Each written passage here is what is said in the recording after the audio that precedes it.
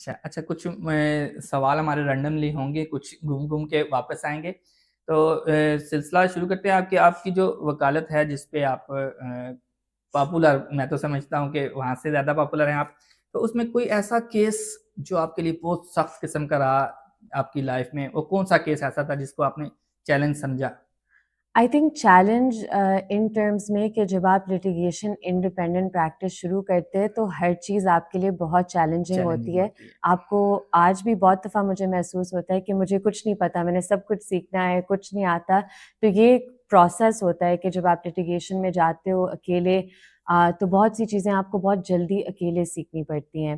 But I think کہ in terms of کہ کن کیسز نے مجھے بہت ڈیپلی امپیکٹ کیا ہے یا جن سے میں بہت زیادہ متاثر ہوئی ہوں یا جنہوں نے مجھے موٹیویٹ کیا ہے یہ کام کرنے کے لیے، وہ سارے وہ کیسز ہیں مسنگ پرسنس کے. چاہے وہ مدثر نارو کا کیس ہو جو 2018 میں جبراً لاپتہ ہوئے تھے، چاہے وہ ایک دو بھائیوں کا کیس ہے اسلام آباد ہائی کورٹ میں آج بھی وہ زیر سماعت ہے، زاہد اور صادق امین، جنہیں راول پنڈی سے آپ سوچیں ایک گھر سے دو لوگوں کو ون آفٹر دی ادر جبراً لاپتہ کیا تھا.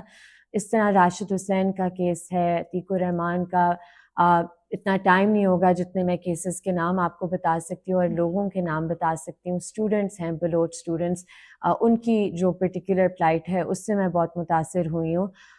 سو آئی تھنک جو یہ انفورس ڈس اپیئرنسز کا ایشو ہے، اس پر مجھے فیل ہوتا ہے کہ یہ میں جس وجہ سے کرتی ہوں یا جو میری موٹیویشن ہے وہ یہ ہے کہ فیملیز کو ٹروتھ پتہ چلے اور فیملیز کو انصاف ملے. اور انصاف ایک آپ کہہ دیں ایک ایمبیگیوس ٹرم ہے اس کانٹیکس میں، کیونکہ جس بندے کا پیارا لاپتہ ہوتا ہے اسے آپ کبھی انصاف دے نہیں سکتے. سو یہ جو ایک ایڈیکویٹ ریکمپینس ہو نہیں سکتی اس چیز کی، تو آپ اس سے بھی بہت افیکٹ ہوتے ہو کہ یہ ایک شریڈ ہے، یہ ایک ڈرامہ اور سرکس ہوتا ہے کہ ہم کبھی کبھی عدالتوں میں جاتے ہیں، بحث کرتے ہیں، لیکن جو فیملیز ہوتی ہیں ان کا جو گریونس ہوتا ہے وہ ان ریزالو رہتا ہے بہت سے کیسز میں.